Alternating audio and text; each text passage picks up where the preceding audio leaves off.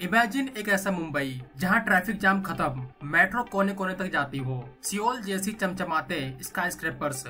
ये है मुंबई 3.0 का विजन, एक ऐसा सपना जिसको MMRDA कोरियन एक्सपर्टीज के साथ साकार करेगी। अभी 18 अप्रैल को एक बड़ा इवेंट हुआ।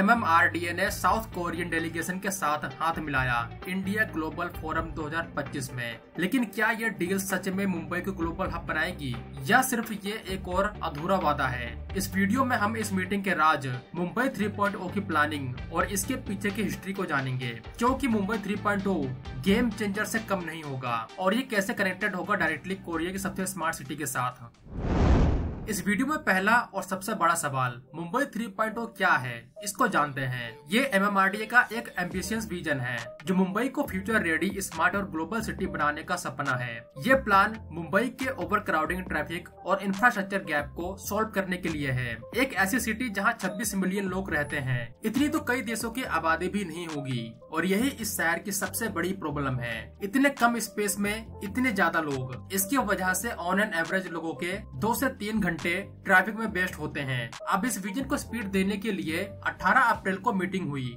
ये meeting India global event forum के द्वारा हुई जो जियो वर्ल्ड सेंटर में रखी गई थी। यहाँ पे MMRDA के सीनियर अधिकारी और साउथ कोरियन डेलीगेशन मौजूद थे।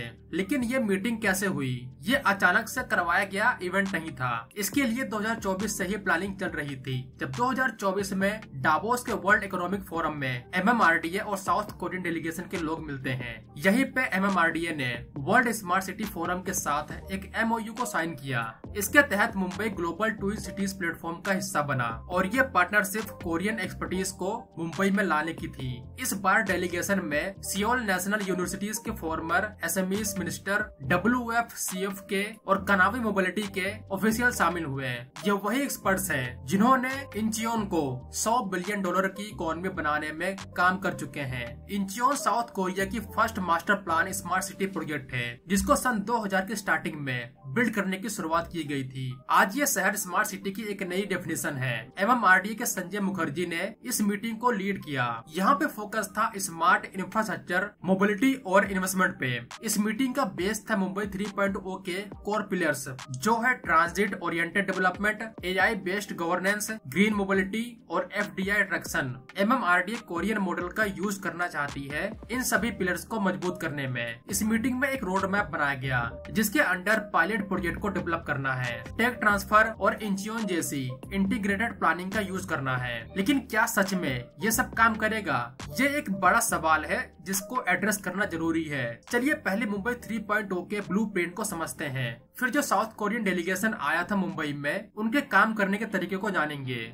मुंबई 3.0 इस विजन के बारे में अगर शॉर्ट में समझना है कि कैसा होगा, इसके लिए आपको सिंगापुर और साउथ कोरिया की सिटी सियोल को देखना चाहिए। किस तरह से ये शहर स्मार्ट बन चुके हैं, उसी तरह से मुंबई को भी बनाने की प्लानिंग है। इस प्लान में 323 स्क्वायर किलोमीटर का एरिया कवर होगा, जिसमें 124 विलेज शामिल हैं। उल्वे, पेन, पनवेल, उड़ान, करजत और Navi Mumbai airport influence area, in short NAINA city. आपने नैना सिटी के बारे में पहले सुना ही होगा। इस एरिया में 80 से 90 विलेज को शामिल किया जाएगा। इसके अलावा करजत तालुका और खालपुर भी शामिल है। MMRDA को 2024 में न्यू टाउन डेवलपमेंट अथॉरिटी बनाया गया इस प्रोजेक्ट के लिए। ब्लूप्रिंट का प्लान तो मैंने आपको बता दिया।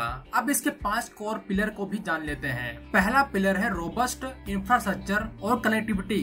मुंबई 3.0 का फोकस है seamless transport network, metro line, roadways और पब्लिक ट्रांजिट सिस्टम पे। Metro 6 Swami Samarth Nagar to Vikhroli 14 kilometre और metro 3 BKC to RA 33 kilometre. ये सभी प्रोजेक्ट मुंबई इन 59 मिनट्स को टारगेट रखते हैं, जहां पे आपकी हब से सिर्फ 1 घंटे के अंदर कनेक्ट हो जाएंगे। अटल सेतु ऑलरेडी 2 घंटे का ट्रेवल टाइम को 30 मिनट का कर चुका है और नवी मुंबई इंटरनेशनल एयरपोर्ट इस एरिया को ग्लोबल हब बनाने में अपनी बड़ी भूमिका निभाएगा। Panvel Karjat suburban rail corridor भी 2025 यानी इसी साल ही कंप्लीट होगा, जो 5 स्टेशंस और 3 टनल्स के साथ कंजेस्शन को कम करेगा। दूसरा की पिलर है स्मार्ट हाउसिंग और mixed used community. 300 square feet 1 BHK units slum developers के लिए और साथ में लग्जरी हाउसिंग भी। खारघर में मिक्स्ड यूज टाउनशिप बनाया जा रहा है, जिसको आप बांद्रा कुर्ला कॉम्प्लेक्स 2.0 भी बोल सकते हैं। तीसरा पिलर है इकोनॉमिक्स जोन और FDI अट्रैक्शन। खारघर में 150 हेक्टेयर का फिनटेक जोन बनने वाला है MNCs और डाटा सेंटर के लिए। कहा जा रहा है 65% इंडिया का डेटा सेंटर यहीं पे आएगा। ब्लैकस्टोन ग्रुप ने $5 बिलियन KSC न्यू टाउन में इन्वेस्ट किया है। MMRDA का टारगेट है मुंबई मेट्रोपॉलिटन रीजन की GDP 2030 तक $300 बिलियन की हो जाए, जो अभी सिर्फ $140 बिलियन की है। बाय द वे, मैं यहाँ सिर्फ मेट्रोपॉलिटन रीजन की बात कर रहा हूँ, मुंबई आइलैंड को छोड़ के। इसके बाद चौथा पिलर है ग्रीन मोबिलिटी और sustainability. 500 electric buses, climate resilient infra और इंटीग्रेटेड सॉलिड वेस्ट मैनेजमेंट।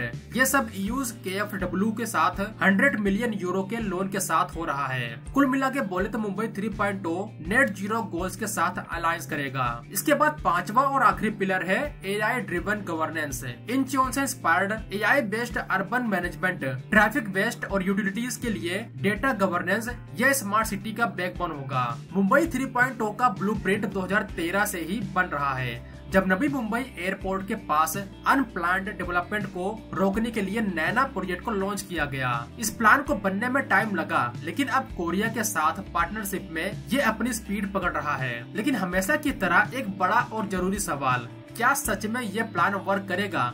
देखा जाए तो हमने ऐसे बहुत से प्लान बनाए हैं, लेकिन उनको टाइम पे इम्प्लीमेंट नहीं किया गया। जो इम्प्लीमेंट भी हुआ उसका कुछ खास इम्पैक्ट नहीं आया, तो क्या ये असर करेगा?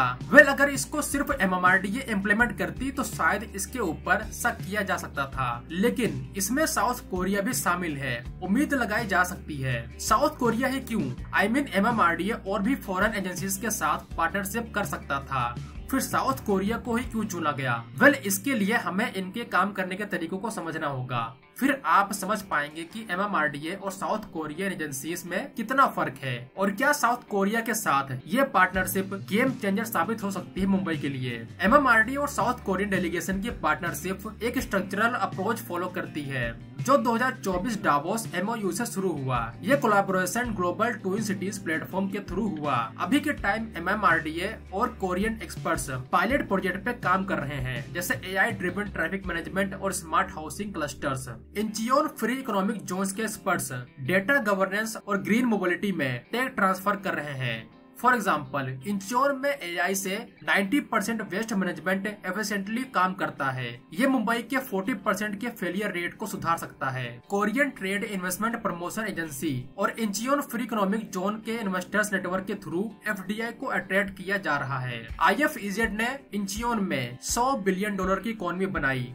तो आप समझ सकते हैं कि इसका इम्पैक्ट कितना बड़ा है। MMRDA इसके थ्रू $12 बिलियन का इन्वेस्टमेंट और 1 मिलियन जॉब्स का टारगेट सेट करके आगे बढ़ रहा है। जो वर्ल्ड स्मार्ट सिटी फोरम के ट्विन सिटीज फ्रेमवर्क है, उसके थ्रू MMRDA सस्टेनेबिलिटी और इनोवेशन स्टैंडर्ड बेंचमार्क को अचीव करेगा। इसके लिए कोरियन एक्सपर्ट्स ट्रेनिंग सेशन दे रहे हैं। जो अभी MMRDA आज के टाइम मुंबई के लिए अचीव करना चाहती है, उसकी इंस्पिरेशन सिर्फ और सिर्फ इंचियोन सिटी है। ये सिटी अपने आप में इनोवेशन हब है, एक परफेक्ट स्मार्ट सिटी। इसीलिए इसके बारे में जानना भी जरूरी है, जिससे आपको पता चलेगा कि MMRDA ने इसी डेलीगेशन को क्यों चुना।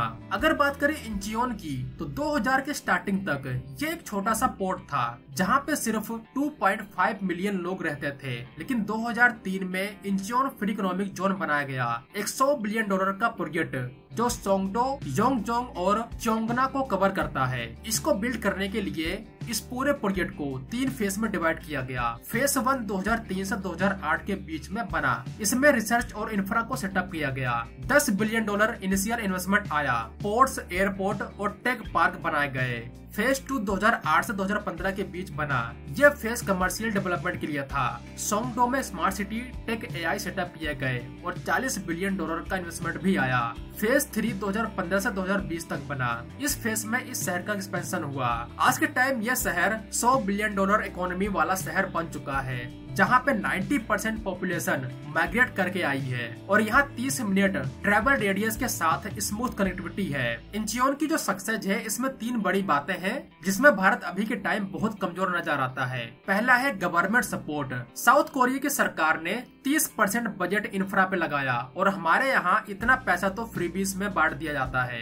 दूसरी बात, पब्लिक प्राइवेट पार्टनरशिप मेथड को यूज करना।